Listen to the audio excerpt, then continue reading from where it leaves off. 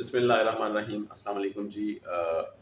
आज की हम लोग वीडियो का आगाज़ करते हैं और आज की हम लोग वीडियो में डिस्कस करेंगे कि इंटरव्यू में किस तरह से क्वेश्चन आपसे पूछे जा सकते हैं डिपार्टमेंटल रिप्रेजेंटेटिव की तरफ से। डेफिनेटली जो डिपार्टमेंटल रिप्रेजेंटेटिव आप इंटरव्यू में आपका इंटरव्यू करेगा वो डेफिनेटली डिपार्टमेंट के जो क्वेश्चन हैं यानी कि जो income tax ordinance, sales tax, excise tax के रिलेटेड जो क्वेश्चन है उसके बारे में ही आपसे क्वेश्चन करेगा। तो किस तरह से क्वेश्चन हो सकते हैं इस पे हम लोग थोड़ी सी आज बात करेंगे कि दो तरह से क्वेश्चन आपसे किए जा सकते हैं जी टैक्स के बारे में। एक तो क्वेश्चन होगा आपसे बड़े सिंपल वे में आपसे पूछा जा सकता है कि जी किसी भी सेक्शन के बारे में आपसे पूछ लेते हैं सेक्शन 11 बी क्या है। तो आप लोग बताएंगे सेक्शन 11 बी जो है वो डील करता है डिविडेंड्स को और जो डिविडेंड रिसीव होता है इंडिविजुअल को या कंपनीज को। तो सेक्शन जो 11 बी है वो डिविडेंड को डील करता है। तो ये तो बड़ा सिंपल एक हो जाएगा। अब अगर आपसे क्वेश्चन इंटरव्यू करने वाला इस तरह से कर लेता है कि जी बीइंग इंस्पेक्टर इन रेवेन्यू आपने एक किसी भी टैक्स पेयर को आप उसको ऑडिट कर रहे हैं तो आपने उसकी ऑडिट में उसकी टैक्स एविजन जो उसने अगर स्कीम अपनाई हुई है तो आप उसको कैसे जज करेंगे, कैसे आप उसको एक्सक्लूड करेंगे। तो इसके बारे में अगर आप बात करेंगे तो ये एक सिचुएशनल बेस्ड क्वेश्चन होगा। तो दो क्वेश्चन, दो डिफरेंट टाइप के क्वेश्चन आपसे इंटरव्यू में पूछ सकता है। नंबर एक तो ये है कि सिंपल आपको क्वेश्चन पूछेगा कि what is dividend, what is section 15 B और व्हाट इज सेक्शन 4 ए। आप उसको बता देंगे कि जी सेक्शन 4 ए जो है वो डील करता है tax on profit on debt पे।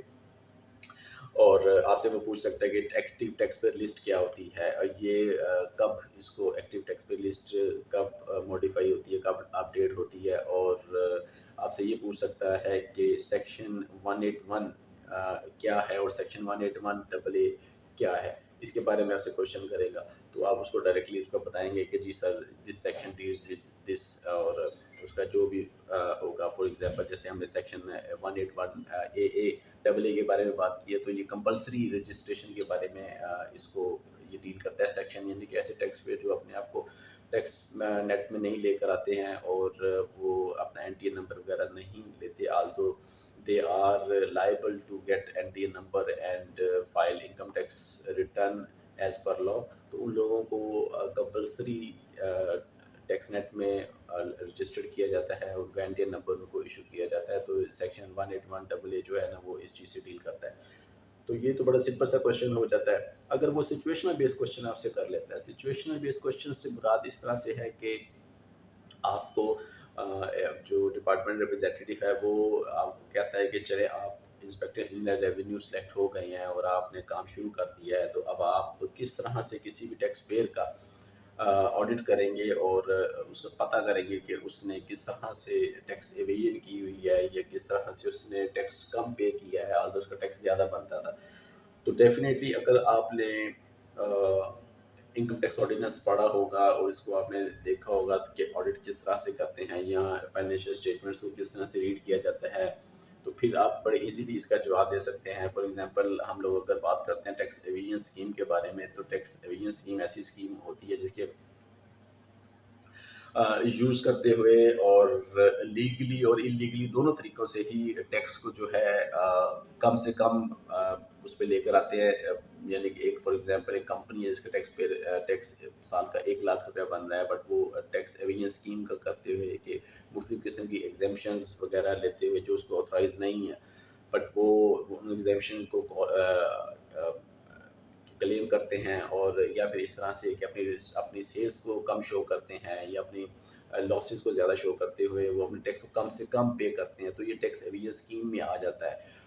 तो ये चीज़ किस तरह से आप बीइंग इंस्पेक्टर इन रेवेन्यू किस तरह से आप जज करेंगे, किस तरह से आप देखेंगे, ये क्वेश्चन आपसे पुट किया जा सकता है। वैसे तो बहुत से क्वेश्चन इसमें आ सकते हैं, आपसे पूछे जा सकते हैं, लेकिन just for the sake of your एक आपको एक आइडिया डेवलप करने के लिए मैंने इस चीज़ पे बात कर ली है। तो टैक्स एविजन स्कीम में अगर आप बात करते हैं तो आप उसमें बताएँगे कि सर हम लोग जब उसकी रिटर्न को ऑडिट करेंगे तो हम उसमें से जो चीज़ें मेन चीज़ें जो उसकी देखेंगे वो ये देखेंगे कि उसने परचेज़ेज़ जो की हैं, आया कि वो परचेज़ेज़ उसकी बनती भी हैं या नहीं बनती, और जो उसने क्लोजिंग स्टॉक अपना शो किया है कि इतना क्लोजिंग स्टॉक उसका बचा भी था या नहीं बचा था, और जो सेल्स उसने हमें बताई हैं कि इतनी सेल्स भी उसकी हैं या नहीं है। तो इसको डिफरेंट इसके चेकलिस्ट होंगे, आप उसके बारे में उनको बताएँगे। तो फॉर एग्ज़ाम्पल जैसे हम लोग एक बात कर लेते हैं कि किसी भी कंपनी के बारे में, कि कंपनी जो कि बना रही है, प्लास्टिक गुड्स बना रही है, और उसको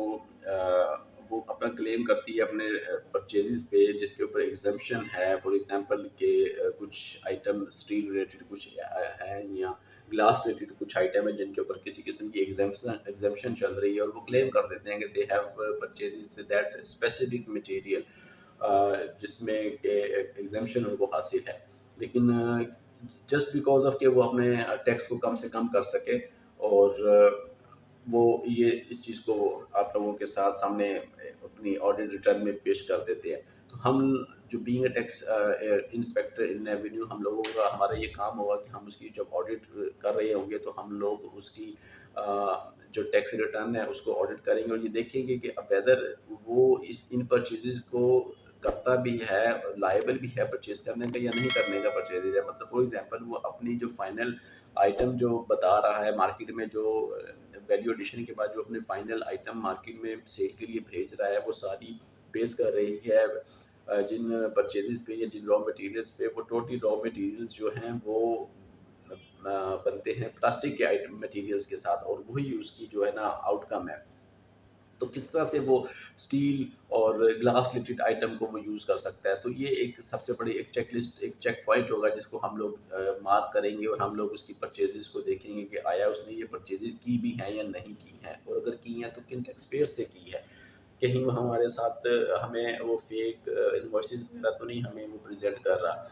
इसी तरह से अगर वो अपनी सेल्स को कम शो करता है तो हम लोग उसी के रिलेटेड बेंचमार्क करते हुए किसी और कंपनी को देखेंगे कि वही कंपनी जो उसी की तरह से रॉ मटेरियल उसी चीज़ों को जो बना रही है, कि उसकी सेल भी ऐसे ही है जैसे इसकी है, और अगर उसकी सेल ज़्यादा है और बाकी चीज़ों में वो इससे बिल्कुल मैच कर रही है, मतलब उसका बिजली का जो बिल्स वगैरह है वो बिल्कुल या इसी के मुताबिक यूज़ हो रही है, और उसके जो बिजली के बिल्स हैं, जो यूटिलिटी बिल्स हैं, वो इस तरह से हैं, जो उसने परचेज़ेज़ की हुई हैं, वो भी इसके मुताबिक हैं। तो कैसे हो सकता है कि वो अपनी सेल कम करे?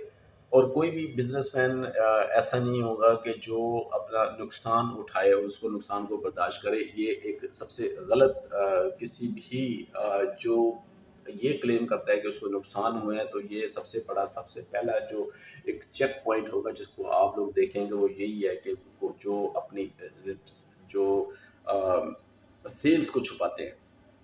तो आपने ये अभी इसके बारे में बताना है। तो जब भी आपसे अगर इंटरव्यू में इस तरह का क्वेश्चन आ जाता है, तो आप उसको सिचुएशनल बेस्ड क्वेश्चन को अपने ऊपर रखते हुए उसको बताएँगे कि सर हम लोग ये चेक पॉइंट्स होंगे, हम लोग ये चेक लिस्ट होगी, इसको देखेंगे और हम लोग आगे चलते हुए उसका ऑडिट करेंगे।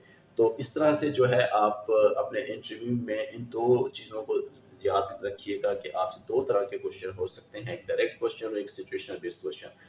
तो आई होप कि आप लोगों को आज की वीडियो पसंद आई होगी, और इंशाल्लाह ताला इस तरह से मज़ीद वीडियो हम लोग बनाते जाएँगे, और इंटरव्यू की मुकम्मल तैयारी करेंगे। From the last day of the interview इंशाल्लाह ताला आप लोगों के साथ मेरा ताल्लुक इसी तरह से चलता रहेगा।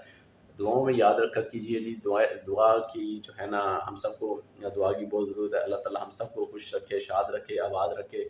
शुक्रिया, अल्लाह हाफ़िज़।